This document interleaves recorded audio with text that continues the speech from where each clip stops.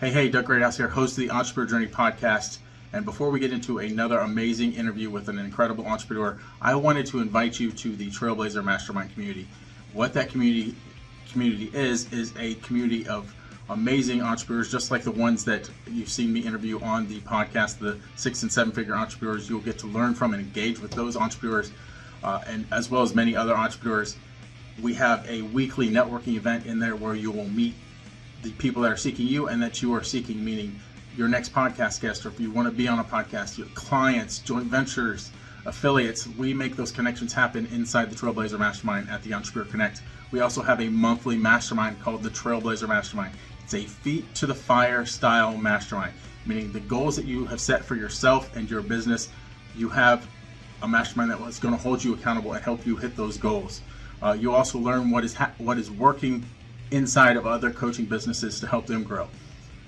So that's not all. We also have the Sales Site All-in-One marketing platform, which you will get access to as a member of the Trailblazer Mastermind. It has everything that you need to grow your coaching business, from funnels, you can host your website there, social planner, email automation, SMS automation, sales pipeline, everything, literally everything you could possibly need to market and grow your coaching business is inside that platform. So you'll get access to that. There's also contests and giveaways. There's the expert training library, where we have experts. If you want to launch and grow your podcast, if you want to write a bestseller, those experts are going to be inside of the mastermind, and you can learn from them and grow. And in addition, last but certainly not least, there's the Raise Your Revenue course, the course by me and my team that we put together to help you hit your 5-figure consistent months in your business and then grow from there. So this is a roadmap to get you to that first 5-figure month, lay the proper foundation, and you can grow from there. So there's so much more. Go check it out. It's at mastermind.salesite.com, and I hope to see you on the other side. I am so excited. I've been looking forward to this interview for such a long time, because the man that we have before us, well, he's not before you if you're listening, but the man that is here today is Shawn Quintero. He has I followed him for a while, and he just has a lot of amazing things that he's been doing. He's made a lot of transitions recently, and I would love to get into that. But Shawn, how are you today? Oh my gosh, I am so good. Thank you so much for having me. And everybody who's live with us, let us know. Go ahead and put #Team Live. If you're on the rerun, go ahead and put #Team Rerun. I like saying hi after the show in all of the comments. So let us know, and I'd love to be in conversation with you. Nice. So Shawn, tell everyone kind of who you are and what you do. We'll get into your expertise in a little bit, but kind of give us the simple thing.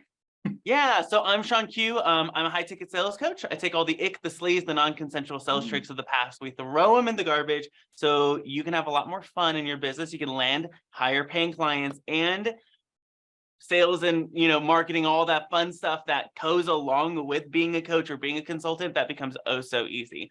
I'm also a 7-figure launch strategist, so we work with our clients to generate additional revenue income streams through several different types of launches, whether that's challenges. I have a very passionate relationship with 5-day challenges because they've worked so well for us and our clients.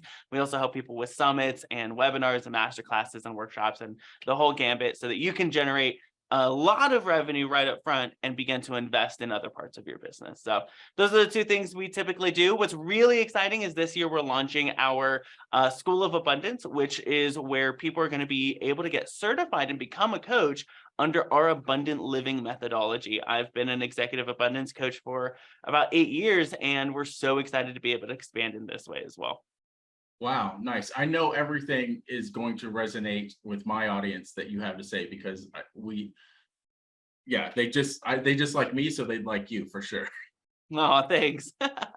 All right, with guests, I like to ask some kind of getting to know you questions, kind of fun questions before we get into telling your story. What is your favorite commercial of all time? Okay, so my favorite commercial of all time, only because I saw it all the time as a kid, is 800-588-2300 Empire Today. Nice. Just because of the jingle?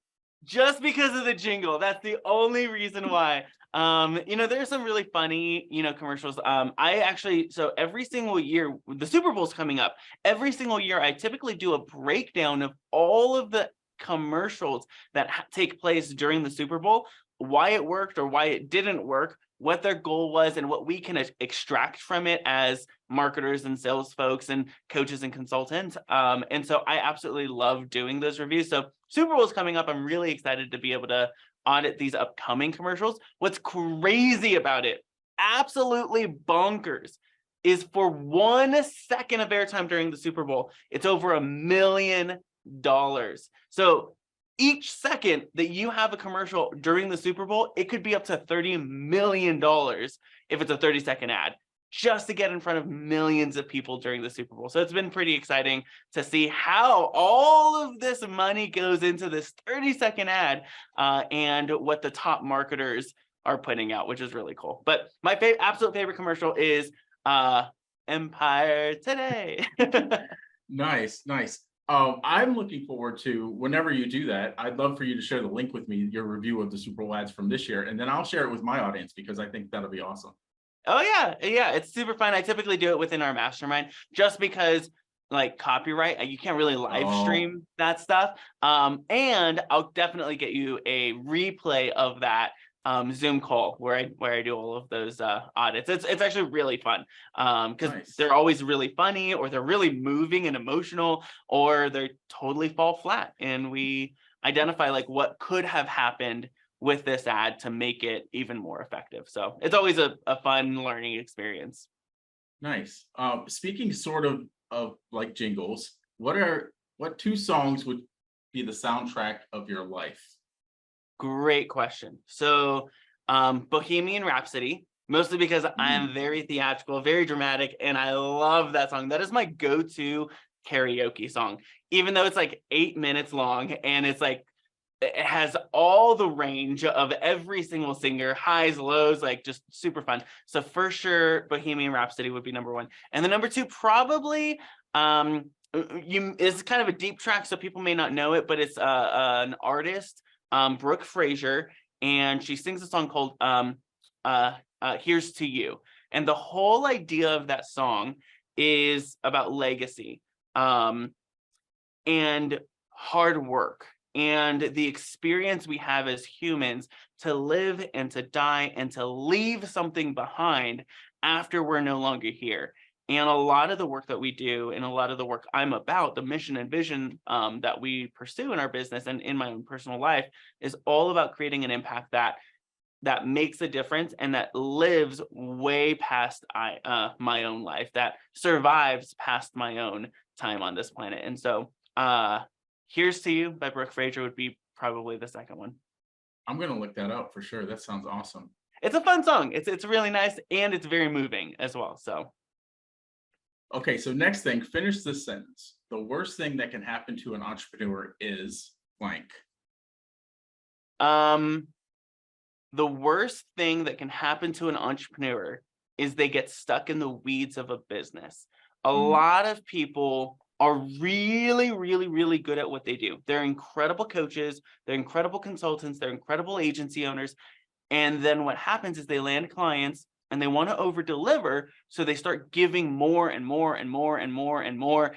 And then they get stuck in the weeds. So they actually stop being an entrepreneur, which is someone who builds businesses, and they become a service provider or a contractor, which is someone who just provides a service.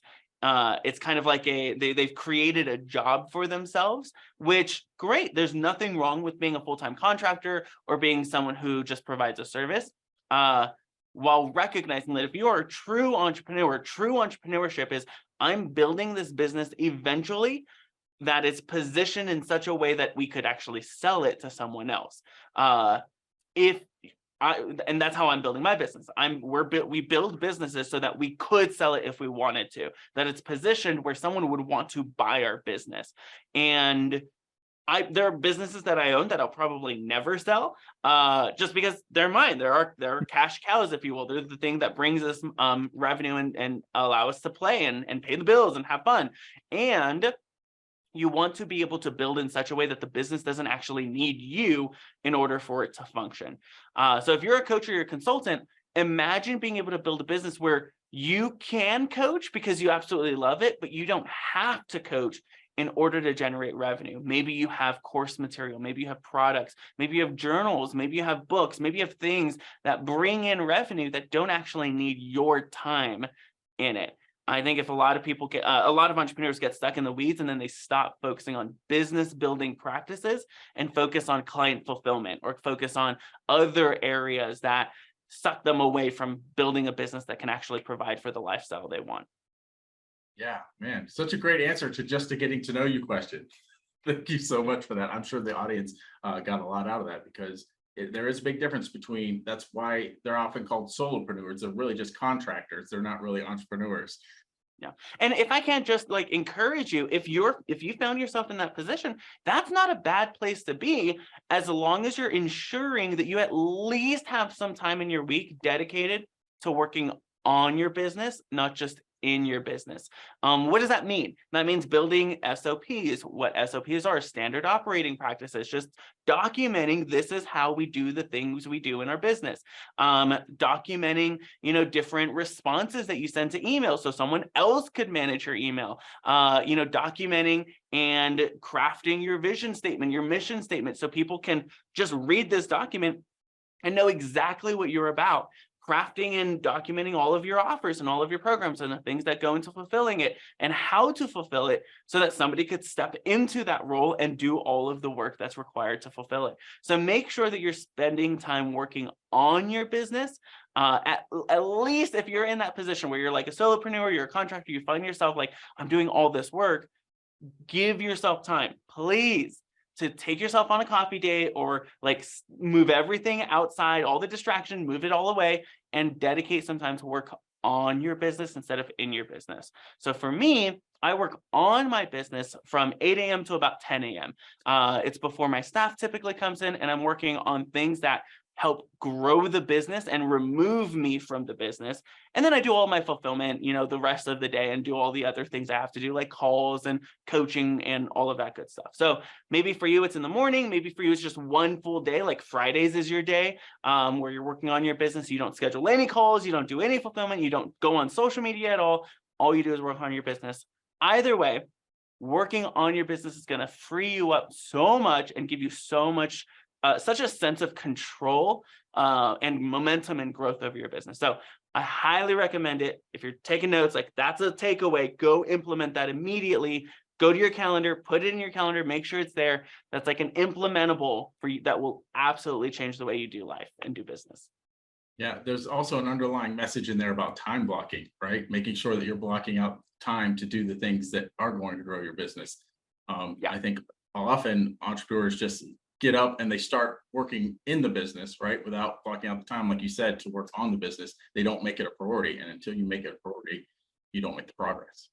Yep, exactly. Awesome. Awesome. Thank you so much. Now, Shawn, I've known you for a little while and I really don't know how you got started. I think I know an inkling of it. I think you may have shared it with me before, but I really don't know the story. So if you could share the story with me and our audience about how you kind of got started in entrepreneurship and how you made that transition recently, that I think you've made a transition. It's kind of looked that way, but in your business, and kind of talk about that. Yeah, that's such a great question. So, currently we run a 7-figure business, whether that's through our coaching practice. We also have a business where we have marketing intensives in our studio. So you'll notice I'm in our studio right now recording this. We also have a variety of other programs and different, courses, certification programs, and just so many things. But the truth is, it wasn't always that way. I grew up, and I remember in 5th grade, I had this entrepreneurial desire to make paper wallets and sell them, because I wanted to buy a brownie from the lunch lady, and they cost $0.25. But listen, my family was like poor. We did not have money. We did not have extra quarters just laying around for me to buy that brownie. And so growing up in an incredibly poor situation, I actually grew up in one of the most impoverished cities in all of Southern California and actually in all of the United States. I was so accustomed to doors closing, store, everything must go, store closing, rather than grand opening. Businesses weren't getting started in our city. They were closing down in our city. And I grew up in an incredibly impoverished place in middle school, high school. where a lot of people were experiencing drug addiction, abuse, mental health challenges. Dropout rates were incredibly high. Unwanted teen pregnancy was incredibly high. Abuse was incredibly high. And I had this deep desire to want to change that. There was one time where I went with a cousin to like a birthday party, and it was like in the nice area of Southern California. Like, oh my gosh, this is like as big as Walmart, this house. I didn't even know they made houses this big. And going back home from there, I really began to question, why is it that there are some people that are able to live so luxuriously, so lavishly, live the life that they want to live and be so happy and find so much joy? And then why are there people who are working just as hard? They're working multiple full-time jobs. They're taking care of their kids, they're taking care of their families, and yet they're living in this really raggedy space. They're living in this incredibly difficult and oppressed space. And so I made it a mission in high school. I'm going to figure out how to make a difference in the lives of those people that I really care about that are in the city. And so what happened was I began to do a ton of research, and I ended up working with a nonprofit organization that was doing some really incredible work in the city. They were feeding the city. They were working with the homeless. They were doing a lot of really cool work. And I discovered, like, okay, we're working so hard to help the city, and yet there's such incremental change. How do we really shift things in the city? And I went on this research adventure of trying to uncover and ask the question, okay, why is this city different than this city? Why are people living here working just as hard, so differently than the way they're living over there, working just as hard? And we uncovered the number one root problem of all of the challenges that I had just mentioned that existed in the city I grew up in was poverty. And two types of poverty: poverty of mindset and poverty or lack of resource opportunity. And so what we discovered was we had to work on people's mindset so they can actually believe it's possible for things to be different, one. And number two, we actually had to create opportunities for them to have more resources, for them to be able to step up from their socioeconomic situation. And so we went on another research adventure and say, okay, how do we do that? How do we work with people's mindset? And then how do we help people create more resource? Well, I discovered with mindset, the most powerful thing you can do is coach someone, is give them space, create space for them to find the answers themselves, to begin to believe and to open possibilities for themselves through the power of asking powerful questions. And that's where we really begin to form our abundant life methodology. How do we live an abundant life despite the circumstances we find ourselves in? And then number two, how do we create opportunity and resource? Well, we discovered in countries like the US, the number one way to do it was business building. The number one wealth generating activity you can do is actually become an entrepreneur and start your own business, because that gives you permission to create opportunity. When you have a job, you're kind of limited, but based off of like what the boss wants or what the boss needs. And there's nothing wrong with having a job. A job has paid for a lot of people to be able to go to school, pay their bills, keep a house over their head. Like, it's great. And there's a limit. And so if you really want to level up, then starting your own business or becoming an entrepreneur is the way to do it. And that's really where we began to say, okay, how can I coach people into abundant life? And how can I help them build business? And that's where we really began to, I really began to step into this entrepreneurial journey. Now, listen, I did not have any college background. I went to college for one day.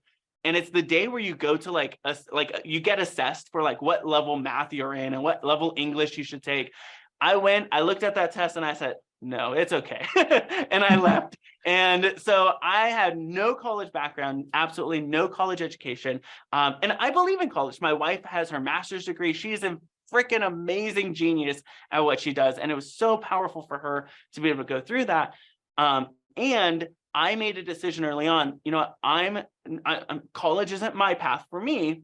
And yet I still need to learn the things that I would learn. So I'm going to put myself through my own university. And that's where I read every single book. I listened to every single podcast. I joined every Facebook group, and I went to every conference I could. And when that started, what happened was I went online and I Googled. I went to Google University and I Googled local business conference. And I found a local business conference and it felt perfect for me. I was like, oh my gosh, I want to go here. So I went to go buy a ticket and the lowest ticket was $15,000. Listen, I did not have $500 in credit to my name at the time. So there was no way I could buy a $15,000 ticket for like 2 out of the 4 days. And so what I did was I said, you know what? I don't need the resource. There's a huge principle of abundant living. I don't need the resource, the $15,000, in order to be resourceful. So what I'm going to do is I'm going to create an opportunity. And what I did was I found an email and I emailed them. And I said, listen, I cannot afford your ticket, but I can move chairs. I can help with registration. I can greet people. I will do what I would clean toilets if it meant I could get into that room and just take notes and listen. Because I knew if I were around the people that knew more than I did, I would catch something that would be life-changing. I also mentioned, in the nonprofit that I had worked at, I did a lot of media production. So I said, I have a lot of media background, and I used what I had. The skill I had at the time was media production. So I said, I could help with media production, put me backstage, I'll help with the audio, I'll help with the video, whatever you need me to do. They said, no, it's okay, but you can help be a room monitor. Essentially, you're in the back of the room, just making sure everything's running smooth. And if anyone has questions, you answer the questions. So I said, okay, cool. So I went and I attended the event. And what happened was a stage manager ended up getting sick and throwing up in his room. And so they said, hey, you mentioned you had some background in this. Do you think you could step in the role? Well, in a moment, I went from going back of the room to being backstage. And I ended up working with people like Gary Vee, Michael Hyatt, just like Pat Flynn, some incredible people, meeting them, learning from them, having conversations with them. The conference was so wowed by my ability to just step into the role that they said, hey, we want to hire you for our next conference. We want to pay you $10,000 for 3 days worth of work. We'll fly you. I drove. It was like 8 hours. I didn't realize it was 8 hours away when I emailed them, but I drove 8 hours. They said, we'll fly you. Don't worry. We'll put you in a beautiful hotel. And I was like, yeah, that sounds like amazing. Sure. And so what happened was I was resourceful and I used the skill I have. Use the skill you have to allow doors to open for you, to be in spaces where doors can open for you. Ask yourself right now, what do I already have? What skill sets do I bring to the table? And how can I use those skill sets to make room for me in the spaces I want to be in, the spaces I want to play in? So they ended up hiring me, ended up working with a ton of different conferences, a lot of marketing stuff, sales stuff, business stuff. And I ended up learning from the best of the best. And what happened was I ended up making a decision. I'm going to go start a marketing agency, which we did, and we still run to this day. And we started this marketing agency. And then I decided, I don't really want to do the marketing as much as I want to really help people with sales, because we discovered the people who are ready to hire someone for marketing already figured out their offers. They figured out their sales. They've most likely figured out their messaging. They have revenue coming in, and they're pretty established, and they're looking to scale by hiring a marketing agency. With us, I really love doing that, and I loved working with coaches. And most coaches aren't master 7-figure elite coaches. They're somewhere in the 6-figure, maybe even under. And I really wanted to help coaches because I saw how powerful abundant life coaching was in my city and with the people we worked with. And I really wanted to expand that impact. And so now we run the marketing agency, we run a sales coaching and training program. We run a certification program so that we can continue to expand our abundance coaching. And it's just been pretty incredible. And I still, just recently, I still produce a couple of events as well. So I still do some conference production as well. Wow. Nice. I love all of that. And what I really heard in there, and well, I heard a lot, but one of the main things I take away from there is get in the room, right? Find a way to get in the room, be resourceful and find a way, because that is a big step. If you can get around people that are where you want to be, it's huge. Thank you for sharing that. Yeah. So now I want to dive into your expertise a little bit. It's vast, but let's kind of narrow down into a few things. So you're very good at content and content that converts. So can you tell us the secret to creating content that converts? Yes. Okay. A couple of different insights to take away from this. If you are a coach or you're a consultant, I want you to make a decision right now and make a commitment that you're going to stop creating how-to content. Here's why. How-to content attracts people who want to do it themselves. They are not typically buyers. They are not typically people who want to invest in someone else doing it for them. Otherwise, they would be looking for completely different content. People who are looking up how-to content want to do it themselves. So if you're creating a lot of how-to content, how to do X, Y, and Z, what's happening is you are actually repelling, you're pushing away people who want to buy. So your content's not converting into clients, typically because it's a lot of how-to content. The other thing I'll say is, so what content does convert, right? What do you create to convert content? Well, there's a couple of different categories of content that you absolutely should be sharing on social media. And they're kind of split into 4 different buckets. So if you're taking notes, go ahead and write this down. The first is credibility. Credibility. This is your own certification, your own story of experience. This is testimonials and case studies. If you have not posted a testimonial of the work you've done to get someone else results in the last 30 days, do it today. I worked with Doug, and Doug came to me for this problem. And so we solved it by, we used my framework, which is, X, Y, and Z, ended up getting him this result. Now he's incredibly happy. If you want these results too, let's connect. Okay, so case studies, testimonials, your own personal experience and journey, as well as any like certifications or anything that really elevates your brand, your kind of reputation elevation. And so credibility is super key. Start creating more case studies, start creating more testimonies, and start sharing your story of how you've gotten results using what you teach people. Here's the really key thing about this. You will get tired of your story way faster than anyone else gets tired of your story. Why? Because it's your story. You've lived it. Now you're telling it again and again and again. And for some people, the first time they're hearing it. So for example, I just shared a little bit of my story. I can't tell you how many times. I've probably said it hundreds of times now. And yet I know there's someone listening. It's their first time hearing it. They're not tired of your story. So you'll get tired of telling your story a lot faster than they will. So just keep telling it. Tell it again and again and again. So number 1, credibility. Number 2, personality. I cannot tell you, we audit people's Facebook profiles and Instagrams and LinkedIn's, and all they post about is their business. That's the only thing about their personality that they post is business, business, business, business, business. But here's the truth. People like to buy from friends, or people like to buy from friendly people. And so become a friend, share things about your personality. And what we call this is your joyful 5, okay, or your Fab 5. The things that you love talking about, the 5 things you love talking about that have nothing to do with business. So for example, my 5, 1, I love talking about Star Wars. I could talk about Star Wars all day, every day. Number 2, family. I love talking about my wife and my daughter. She's just about to be 4 months. So I love talking about what our parenting styles are, our parenting philosophy, what we're learning as, she's growing up and as we're growing as parents. I love bragging on my wife and my daughter. And so my family. Number 3, swimming. Before my daughter was born, now kind of my schedule was kind of hijacked a little bit by this newborn bundle of joy. Before, I was swimming 2 miles a day, and I had this mission. I was going to swim at least 300 miles this year or last year. And so I was posting about my swimming journey and what I was experiencing as a swimmer and what I was finding as an athlete and as a professional swimmer. And my identity shifts through that process. Number 4, I love talking about leadership.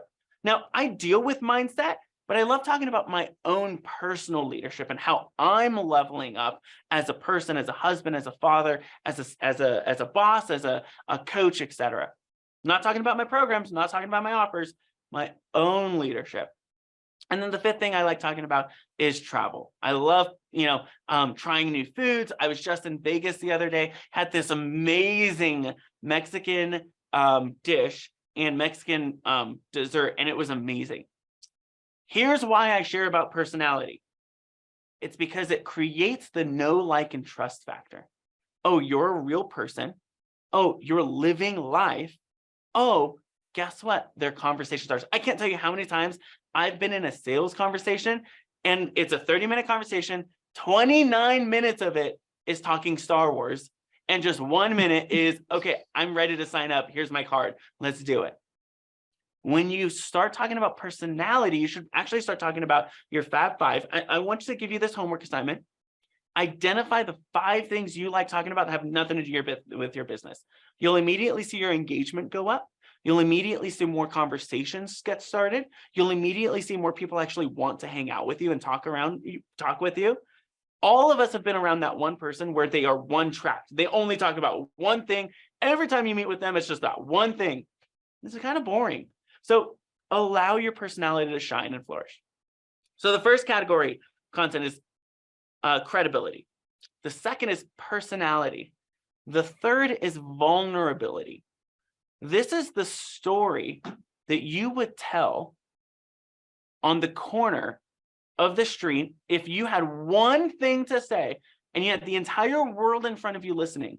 This is the story you would tell if you could only tell one story. For me, I like talking about my own mental health journey, about how as a teenager I wanted to end my life, about how I have scars on my wrist to prove how little value I gave my life, and that there is hope no matter who you are or where you're at, no matter what you're experiencing or dealing with at home or at work or at school, wherever you're at in the world. The one thing I want every single human on this planet to know is, one, you are loved, there is hope, and you deserve to live a life of abundance just like everyone else. And you can. And so vulnerability, sharing from your own space, and what this does is it gets people to say, wow, I don't just know you, I know you know you. Like, I really know you. And then the fourth category is charity.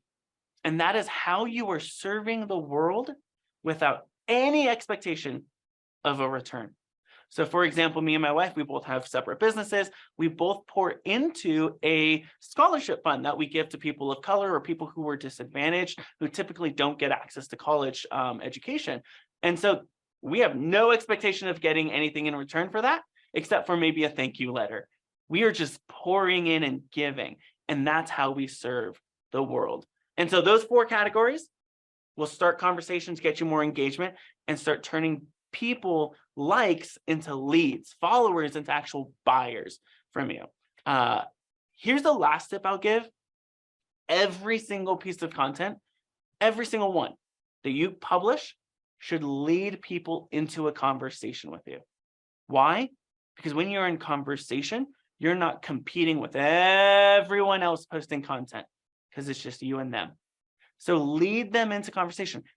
Message them and say, oh my gosh, you popped up on my feed today. How's everything going? You liked my thing. Thank you so much. Tell me more about what you're working on. I guarantee the more conversations you have, the more clients you'll land.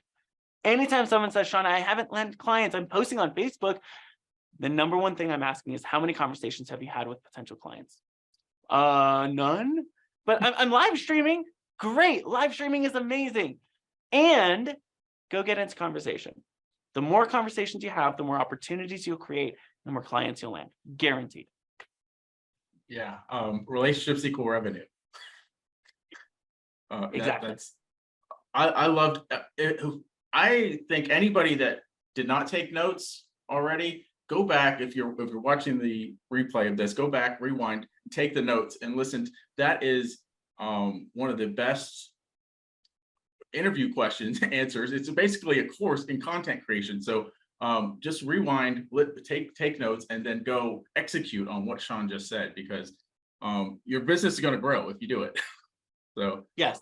And there's a lot of questions that typically come up. Oh, how many times should I post about? Here's kind of a quick breakdown. So if you're posting once every 7 days, 3 or 4 of those days should be personality, and then just 1 day the other things. So 1 day credibility, 1 day vulnerability, 1 day charity. Personality should shine beyond anything else. It'll start more conversations than you can imagine. Another question comes up is, okay, should I post on all the platforms or just one platform? Or like which platform? My recommendation is is the power of one. So one platform, and go all in on that platform. For example, if you're using Instagram, Use every feature on that platform. There's reels, there's posts, there's stories, there's close friend stories, there's messenger, there's highlights. Use every feature on that platform. If it's on Facebook, then use every feature on that one platform. Groups, pages for your profile. There's stories now. You can do reels on Facebook now, which is incredible. There's Messenger. Use every single feature on that one platform and own the platform. What's going to happen is when you own that platform will actually give you algorithmic favor. It'll say, hey, you really like our platform. You're keeping people on our platform. So let's show more of your content to more people. If you're trying to be everywhere, you're going to be nowhere. Be really, really, really present and use every single feature on just one platform. And I guarantee it'll free up your time and you won't miss a single client. It's a lot of fears like, well, but my people are on both platforms. Or I don't know, there are billions of people on Facebook. Do you think just like maybe 100 of those billions of people are your clients? Very likely. So just show up on Facebook or just show up on LinkedIn or just show up on Instagram. Just be on that one platform. And here's what's really cool. There are people who only create content on YouTube. I go to YouTube knowing that and search them up and look at their content on YouTube. Your people, when you start creating really high quality content, your people will go to the platform you've chosen to go watch your content. Yeah, that is awesome advice. A lot of people have been exposed to Gary Vee, right? And they see Gary Vee's everywhere. So they get this false thing that they need to be everywhere, like Gary Vee, but it's not true. Yeah. And here's the truth about Gary Vee. He has 14 full-time social media managers, and he pays them each anywhere from $60,000 to $250,000 annually. I don't got Gary Vee money. Maybe you do, but I know I don't. So I can't compete or be everywhere that he is, which means I have to be very strategic about where we're at on social media. Now you can repurpose content. You can, like, if it's an auto thing, like, oh, it automatically is, no problem with that. But make sure your quality time of social media is just one platform. Nice, nice. Now let's continue to deliver amazing information because I know you have a lot of great information around this. You are so good at challenges, right? So can you share with the audience the steps to put on a really good challenge? Yes, just do it. So let me break it down. Choose how many days you're going to create, right? I always recommend do a 3-day challenge to start. Day one, it should all be all about strategy in your framework. Share, here is how I help my clients get results, and here's the one thing you should do today to make progress. Share your framework. If you're a coach, here's my framework: vision, strategy, mindset, skill set, energy. So what I do is on day one, I break that down. On day one, here's what vision is all about: getting really clear about what you want. Here's your homework: write down 10 things you really, really, really, really want in your life. Strategy, mindset, skill set, energy, etc. Break them down. That's day one. Day two, all about mindset, all of the challenges and obstacles that come up when trying to fulfill on your format that you or your framework you shared on day one. So day one is the framework. Day two is all the challenges that come up when trying to implement.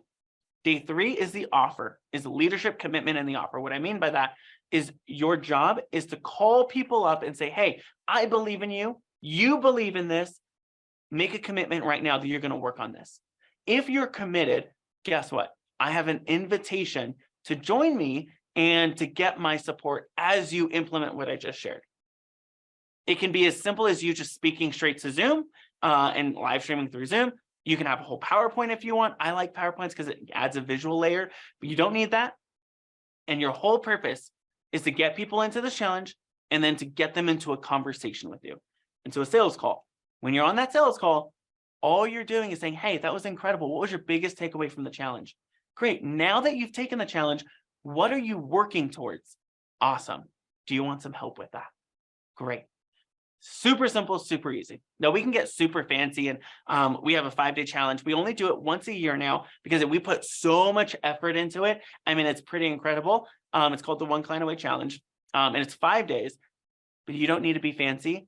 I've had people do super simple challenges, 3-day challenges using the framework I just taught you, and they make $15,000, $50,000. I've had people make $250,000 in just those 3 days of a challenge. So that's kind of a very, very outlined thing. Here's my recommendation. make a commitment right now. Just do it next week. Just do it, right? If nobody shows up, do it. Do day 1, day 2, day 3. So you can practice doing it. I remember when I was doing, we do our masterclass, which is a 90-minute to 2-hour masterclass on turning your one-on-one into a group coaching program. And so what I did was I said, I'm going to do this weekly. I did it every single week for 8 weeks. For the first 4 weeks, no one showed up, and I still did it. Why? Because I got better every time. The 5th time, 3 people showed up. The 6th time, 15 people showed up. The 7th time, about 30 people showed up. The final time I did it, I turned Siri on. The final time I did it, about 50 people showed up.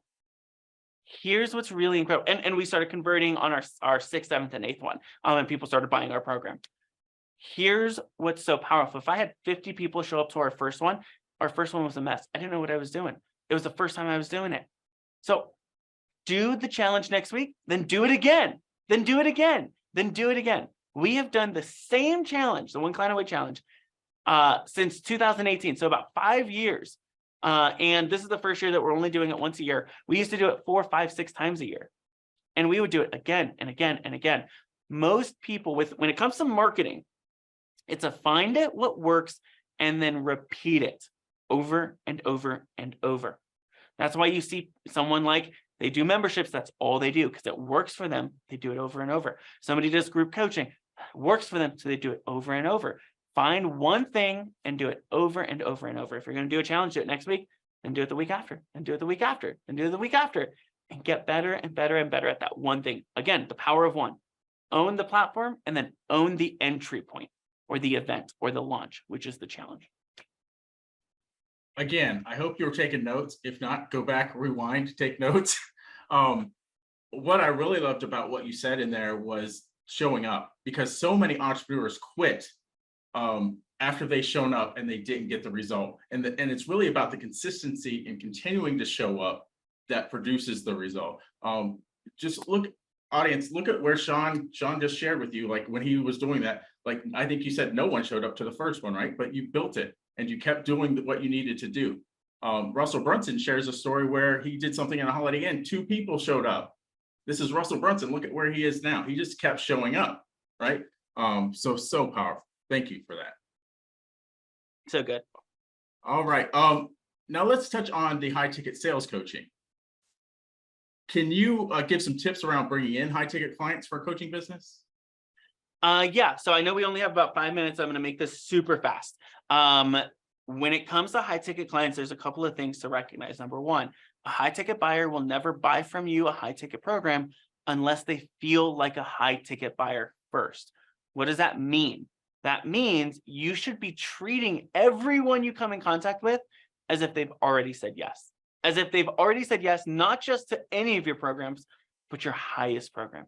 And you're there to serve them and support them as they make the decision to finally say yes. What does that mean? Well, when I'm looking for one-on-one coaching clients, or when we're looking for our launch strategy clients, I charge $100,000 a year to work with me when it comes to launch strategy. Guess what? I'm treating every single person I'm in contact with as if they've already paid me $100,000. And I'm here to help you work and get the results that you're looking for. So I hop on a call with them and we'll explore, where are you missing it? What are you not doing? What do you need to be doing in order to hit this? And we help them find the clarity they need in that phone call in order to say, you know what, I do need your help. And then they end up hiring us. So treat a high ticket buyer treat every single person you ever come in contact with as if they've already paid you $100,000. Number one. Number two, language and messaging, super key. High ticket buyers do not speak struggle. They speak success. Let me clarify. A lot of people I see are asking questions or posting content that's like, are you struggling to ... Or what are you struggling with in your business? People who want to buy high ticket aren't struggling with anything. They're already established. They're already successful. They have money to be able to invest in you. They want to invest in you. They're not struggling. They are trying to experience more success though. And so instead of, are you struggling to, what if you use language like, Have you been trying to, or are you on your way to, right? Are you on your way to building a 7-figure business? Great. These are the things you're going to need in order to make that happen. Instead of, are you struggling to make money? It's, are you on your way? Because if you're on your way, I can help you. So you want to make sure you're using success language and not struggle language. Another thing is we teach our clients the difference between a backdoor and a front door message. If I said, all the parents who suck at parenting and their kids hate them, but they want their kids to love them, raise your hand. Very few people are going to raise their hand. Maybe someone actually feels that, like, oh, I'm not really a good parent. And they might sneak in the back door, but they don't want anyone knowing that they're at that workshop. If I said instead, who are the super parents? The parents who absolutely love their kids and are committed to raising incredible adults. Raise your hand. Well, everyone's going to raise their hand, even if they don't feel like that, because raising your hand gives them pride. And they'll proudly walk through the front door, letting everyone see them walking through that, walking into that workshop. So if you look at your content, is your content embarrassing people to admit it, or even creating a sense of shame and guilt? Or is it getting them proud, getting them excited? Like, yeah, that is exactly who I am. When you level up your language and you call them up and you start using front door language and success language, well, guess what? You're going to attract people who want to succeed. You're going to attract people who want to be there. So those are a couple of tips when it comes to high ticket, finding high ticket buyers and high ticket clients. Wow. Again, delivering so much value. Thank you so much, Shawn. And it's such a contrast to what a lot of other people are teaching, to dig the knife in, right? Dig the knife in. I love the contrast. If anything, with digging the knife in, I personally, I think that's really unethical. If you go to the dentist and you're feeling an ache, they're not going to take a knife and dig it into the pain.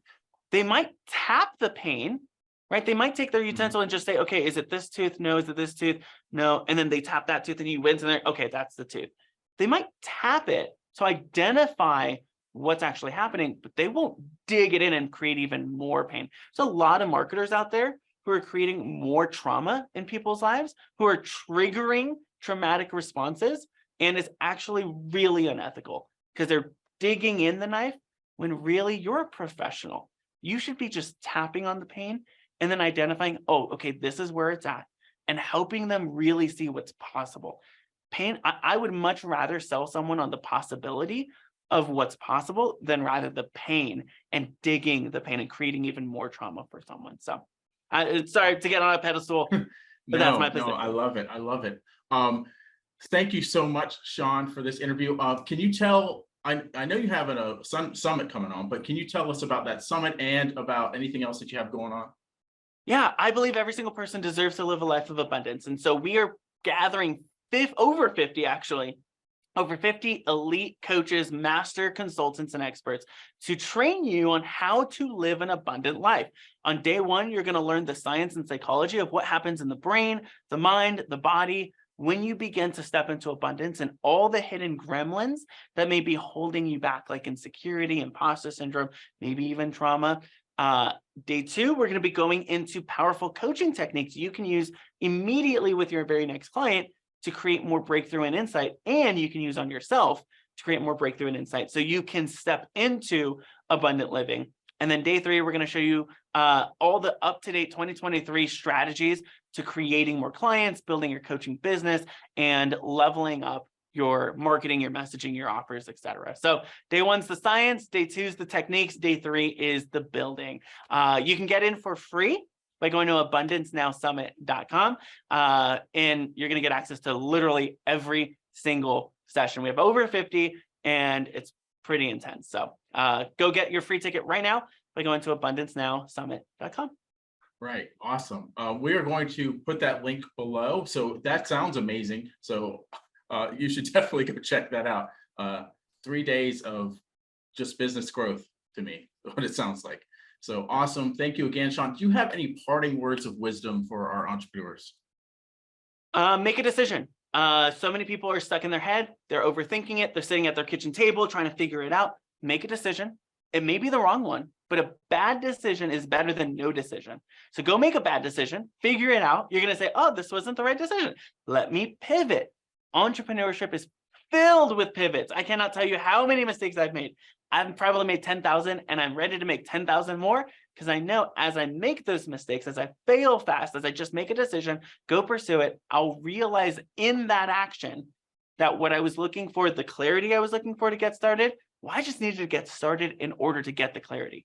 You don't need confidence to get started. Confidence isn't a requirement, it's a result. Clarity isn't a requirement, it's a result. So go take action, make a decision, go take action.